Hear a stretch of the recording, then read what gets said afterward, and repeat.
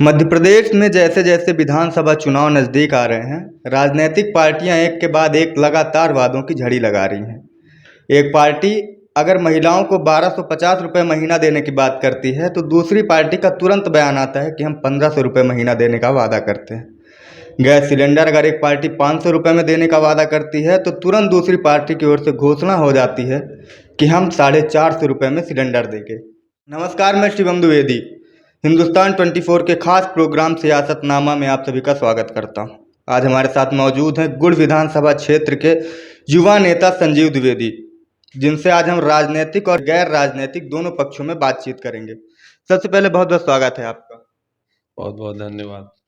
तो जैसा कि सबसे पहला सवाल मेरा यही रहता है कि आपकी राजनीतिक यात्रा की शुरुआत कैसे हुई? ठेकेदारी से राजनीति तक का सफर कैसा रहा आपका? ठेकेदारी तो मेरा पैशन है और रहा राजनीतिक यात्रा का, तो राजनीतिक यात्रा कहीं ना कहीं ठेकेदारी तो उसमें जुड़ी हुई है, क्योंकि मैं बिजली विभाग से रिलेटेड था, वहाँ से ठेकेदारी करता था। और हो गया, लोगों की मदद करते करते लोगों ने प्रोत्साहन बढ़ाया, और प्रोत्साहन बढ़ा तो अपनी एक राजनीतिक यात्रा चालू हो गई। और एक सामान्य परिवार से भी था, कोई ऐसा बड़ा घराना नहीं था, लेकिन लोगों ने पसंद किया और पसंद करके इतना उत्तरोत्तर बढ़ाते चले गए, तो बस यात्रा चालू हो गई। अब बस इसी यात्रा पे आगे बढ़ रहे हैं। भारतीय लोकतंत्र में परिवारवाद, अक्सर ये शब्द सुनने को मिलता है कि राजनीति में परिवारवाद वाले लोग ज़्यादा आगे तक जाते हैं। तो एक गैर राजनीतिक पृष्ठभूमि वाले व्यक्ति को राजनीति में किन समस्याओं का सामना करना पड़ता है? वह मतलब कितनी ज़्यादा उनको ज़्यादा एफर्ट्स लगाने पड़ते हैं राजनीति में आगे बढ़ने के लिए? अब देखिए, क्या है कि परिवारवाद तो अपने भारत का एक रूल ही है। हर कोई अपने घर के लिए ही करता है, अपने परिवार के लिए ही करता है। और जो नया व्यक्ति आता है उसको कहीं ना कहीं स्ट्रगल तो करना पड़ता है, लेकिन ऐसा भी नहीं है। और मेहनत रंग लाती है एक दिन, और उस मेहनत का प्रतिफल भी मिलता है। और बहुत सारे ऐसे लोग हैं जिनके पीछे कोई ऐसा बैकग्राउंड नहीं था, और बैकग्राउंड ना होते हुए भी आज वो अच्छे मुकाम पर बैठे हुए हैं। तो कहीं ना कहीं ये सबसे बड़ा जनता का प्यार होता है, क्योंकि राजनीति में सब कुछ डिपेंड करता है जनता के ऊपर। जनता ने जिसको चाहा उसको राजा बना दिया, और जिसे चाहा उसको रंग बना दिया। बस इतना है, और कुछ नहीं है। यदि बात करें गुड़ विधानसभा की, तो इस बार कांग्रेस पार्टी किन मुद्दों को लेकर जनता के बीच में उतरेगी? अब एक मुद्दा तो है नहीं, इतने सारे मुद्दे हैं कि जिनको लेकर अगर हम क्षेत्र पे उतरेंगे, उतर भी रहे हैं, हम लगातार बात भी कर रहे हैं। तो जहाँ तक देखने को मिल रहा है, भाजपा में 20 साल का शासनकाल था, और 20 साल के शासनकाल में ये स्थिति है कि हमारे यहाँ लगभग हमारे क्षेत्र का 70% युवा बेरोजगार घूम रहा है। कहीं ना कहीं गलत संगत में आके नशे की लत पे जा रहा है। और जैसा कि यहाँ पे जो भी चल रहा है वो सब कागजों पे चल रहा है। नहरें बनी हैं, कागज पे बनी हैं, आज तक मूर्त रूप कहीं नहीं आया।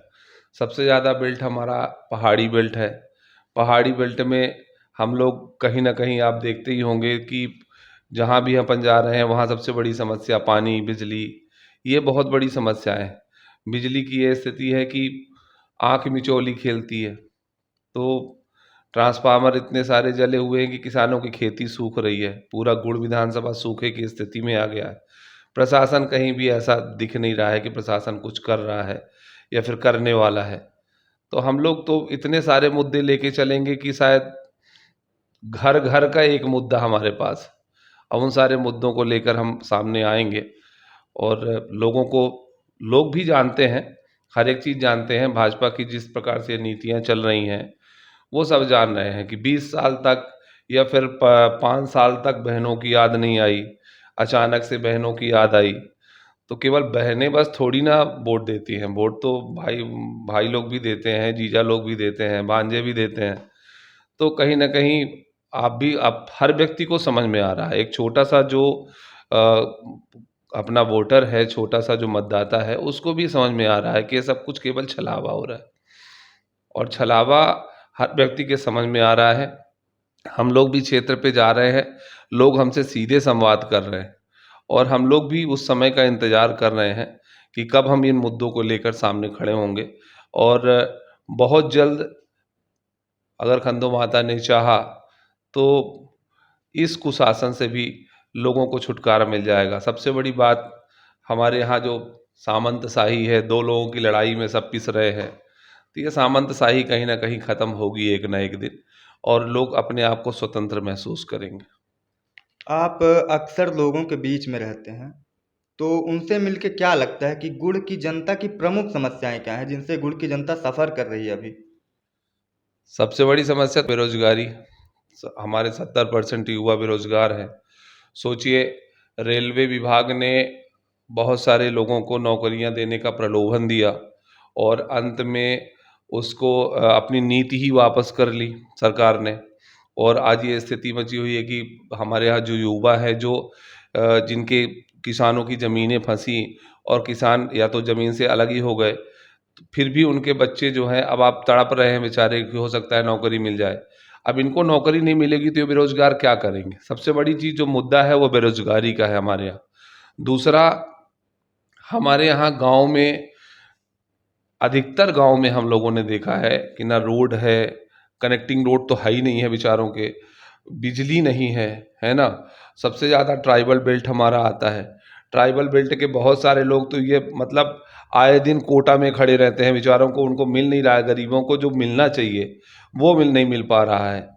तो इतने सारे मुद्दे हैं कि मतलब घर घर पे एक मुद्दा है और हर जगह एक प्रयास आज तक किसी ने किया नहीं। जब प्रयास करना कोई चालू करेगा तब तो कोई काम होगा। तो यहाँ पर तो अधिकतर लोगों को ये देखा गया है कि जो सरपंच या फिर जो जनपद हैं वो अगर जाते हैं, वो उनके फेवर के हैं तो ठीक है, उनको मिल रहा है, नहीं फेवर के हैं तो नहीं मिल रहा है। तो बहुत सारी समस्याएं हैं और उन सभी समस्याओं को लेकर बहुत जल्द हम लोग ज़मीन पे भी आ रहे हैं और यही सब देखने को मिल रहा है। तो जैसा आपने बताया कि बिजली की समस्या हो गई, सड़क की समस्या हो गई, तो जब भारतीय जनता पार्टी विकास की बात करती है, अटल ज्योति 24 घंटे बिजली और door to door road connectivity, तो इनकी ज़मीनी हकीकत क्या है? आप ज़मीनी हकीकत ये है भैया कि सरपंच रोड बनाते हैं, सरपंच नाली बनाते हैं और ऊपर के सिपे सालार विकास पर्व के नाम पर जाके उसका शिलान्यास कर देते हैं। कहीं ये दिखाएं। मैं भाजपा से केवल एक प्रश्न पूछना चाहता हूं, भाजपा के जो भी पदाधिकारी है या फिर यहाँ पे जो वोट मांगने आ रहे हैं, उनसे केवल एक बात पूछना चाहता हूं कि अगर आपने खुद कार्य किया है, क्षेत्र पे जाके लोगों की समस्याएं सुनी है, समस्याएं सुन के आपने उनका कार्य किया है, तो आप अपने काम के नाम पर वोट क्यों नहीं मांगते? आप मोदी जी के नाम पर या फिर मुख्यमंत्री जी के नाम पर वोट क्यों मांगते?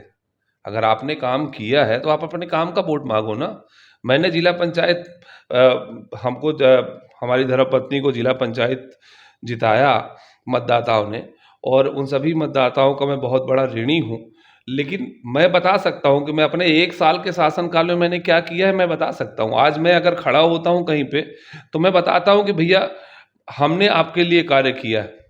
तो आज लोग मुझे अपने काम के नाम से पसंद कर रहे हैं कि मैं लोगों से डोर टू डोर जुड़ा हुआ हूँ, व्यक्ति से जुड़ा हुआ हूँ और उनकी हर एक समस्या को दूर करने का प्रयास कर रहा हूँ। अब उस पे भी बहुत सारे अड़चनें आती हैं, बहुत सारी समस्याएं आती हैं, पर उन समस्याओं को भी दूर कर दरकिनार करते हुए हम लोगों की कंटिन्यू मदद करते चले जा रहे हैं। और हम तो अपना काम बताते हैं। जिस वक्त ये ऐसी बात आएगी तो हम बताएंगे कि साल भर में हमने क्या किया, है ना? हमारा जो कद है उस कद के आधार पर, तो आप सोचिए कि टीकर जैसा गांव, टीकर में हमारे लगभग 8,500 मतदाता हैं और कम से कम 6-7 स्कूलें हैं। स्कूलों की ये हालत है कि वहाँ पे बाउंड्री नहीं है, वहाँ पे लोग उद्दंडता करते हैं, वहाँ पे जो शराबी लोग हैं नशेखोरी करते हैं, नशाखोरी करने के बाद तो अभी मैंने शुरुआत में मेरी मेरी तरफ से शुरुआत की गई, मैंने टीकर बरगाहिन टोला को 14 लाख रुपए दिए वहाँ पे बाउंड्री कराने के लिए। तो ये सब काम अपन धीरे धीरे करते चले जा रहे हैं ना। तो कल हम अगर खड़े होंगे इनसे किसी से वोट मांगने के लिए तो कल हम अपना खुद का पछतावा बताएंगे कि भले मैंने ये काम किया।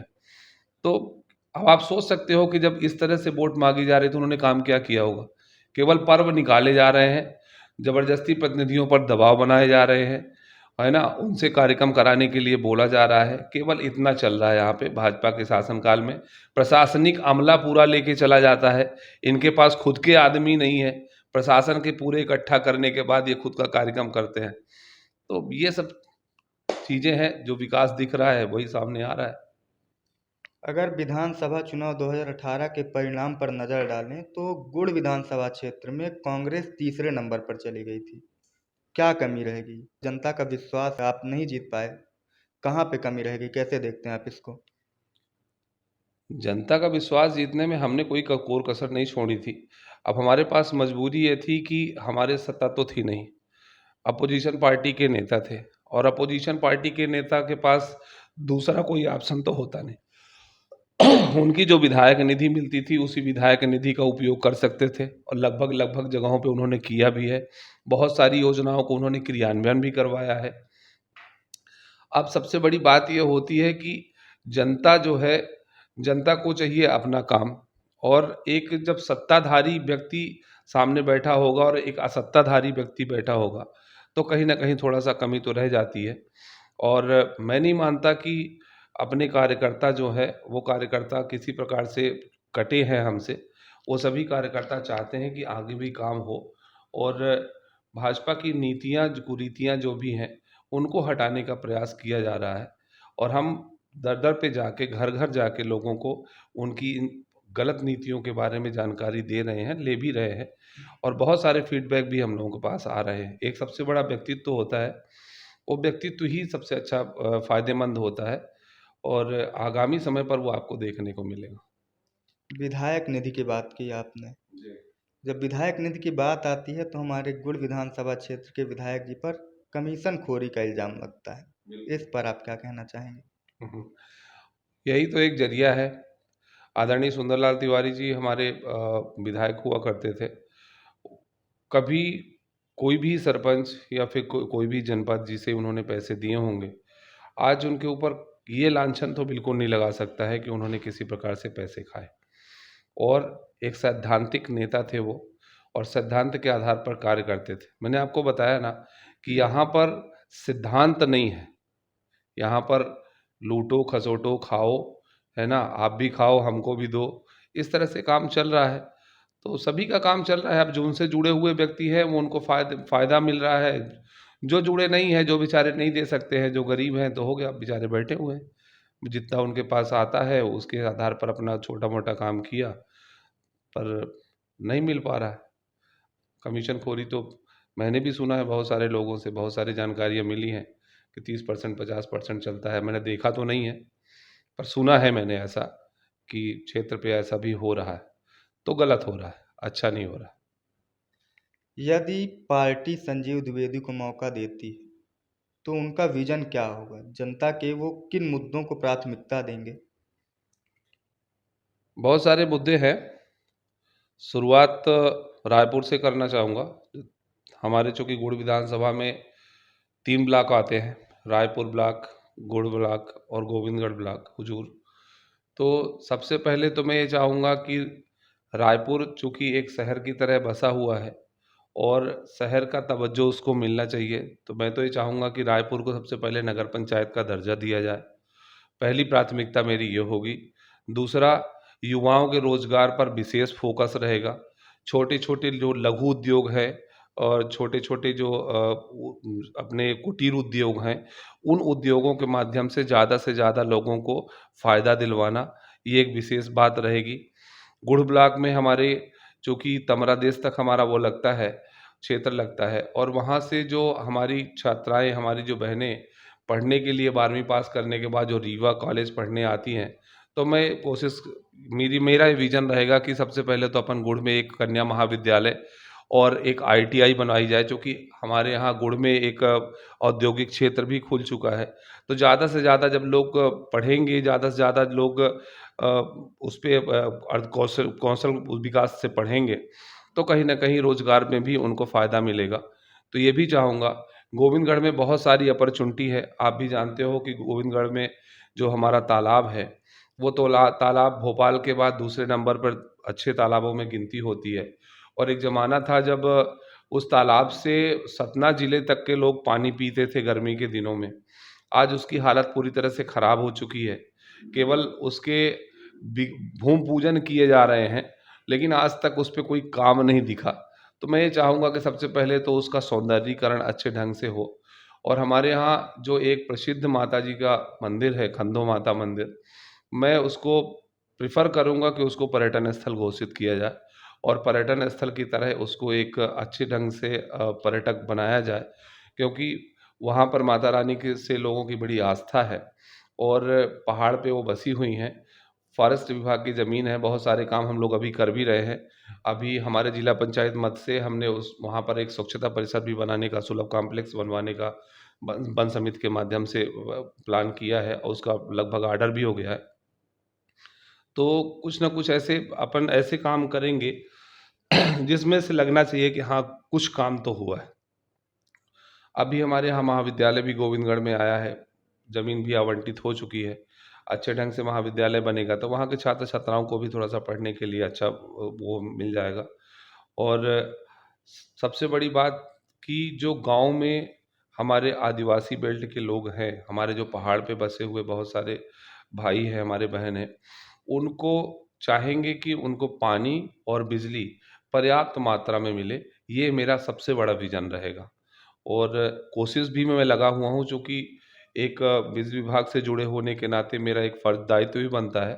तो मैं लगातार उनसे इंटरकनेक्ट भी हूँ और लगातार उनसे बात भी कर रहा हूँ अधिकारियों से इस विज़न के बारे में, और भगवान ने चाहा तो अच्छा होगा। कुछ दिन पहले एक वाकया हुआ था जिसकी चर्चा पूरे क्षेत्र में रही। कांग्रेस नेता संजीव द्विवेदी ने सड़क पर रोपा लगवाया था। ये पूरा मामला क्या है?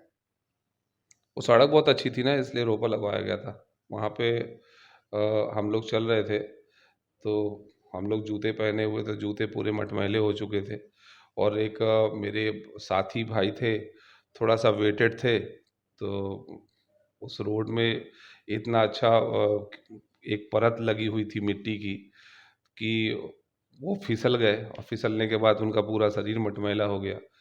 तो हमने कहा कि भाई जब रोड रोड है ही नहीं है, वो पूरी तरह से वहाँ पर खेत की एक मेड़ बनी हुई है, तो हम लोगों को रोपा लगा देना चाहिए। ये दिखाना चाहिए कि भाई जब यहाँ से निकलने के लिए रास्ता नहीं है, हम लोग निकल ही नहीं सकते, तो उसका उपयोग कम से कम खेती पे ही किया जाए भाई। तो वो केवल भाजपा का विकास दिखाने का एक वो था, विज़न था हमारा, कि भाजपा का विकास कितना अच्छा हुआ, कितनी अच्छी कनेक्टिविटी उन्होंने बनाई है, कितने अच्छे रोड बनाए हैं। तो यही विकास दिखाना हम लोगों का उद्देश्य था कि वहाँ पर इतना अच्छा विकास हुआ है। चूंकि आप विधानसभा चुनाव की दावेदारी कर रहे हैं, तो आपसे एक सवाल ये भी बनता है कि आप अपने आप को कितना प्रबल दावेदार मानते हैं, क्योंकि कांग्रेस से कई ऐसे चेहरे हैं गुड़ विधानसभा क्षेत्र में जो पहले भी निर्दलीय चुनाव लड़ चुके हैं, अच्छे खासे मत और उनको जनादेश प्राप्त हुआ था। जनादेश तो मत कहना चाहिए मतदाताओं ने मुझे भी दिया और ऐसी जगह से जीत के आए। पंचायती राज का चुनाव था, लोगों ने ये बताया था जब चुनाव लड़ने से पहले कि जब पंचायत राज का चुनाव होता है तो जिला पंचायत में लोग ध्यान ही नहीं देते, किसी को कहीं भी वोट दे देते हैं। लेकिन हमने ये पूरे चुनाव के दरमियान पाया कि लोगों ने विश्वास देखा और हम में एक काम करने वाला व्यक्ति देखा और काम करने के हिसाब से जो व्यक्तित्व चुना, उसके आधार पर ये लगा कि शायद लोगों ने पंच सरपंच को भूल के जिला पंचायत को वोट किया और हम लोगों की आशा अनुरूप या फिर आशा से बाहर भी कहा जा सकता है कि लोगों ने इतना प्यार दे दिया, लगभग 7,000 मतों से हम जीत कर आए। तो इससे लगता है कि असली जनाधार तो हमारे पास है।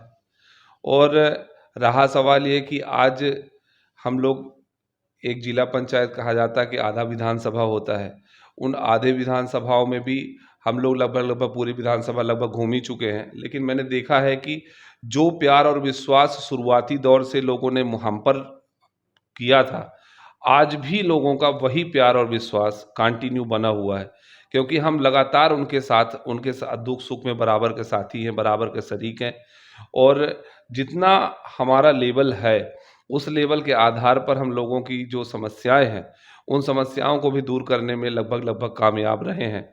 तो मुझे लगता है कि और क्षेत्र की जनता, जो हमारे क्षेत्र के मतदाता भाई हैं, उनका मैं बहुत बड़ा ऋणी हूँ कि उन्होंने मुझे जिला पंचायत जिताया है। और जिला पंचायत जिताने के बाद भी आज उन्हीं के कहने पर उन्होंने ही आश्वस्त किया कि आप अपनी तैयारी कीजिए और अपना दावेदारी पेश कीजिए, हम सभी आपके साथ रहेंगे।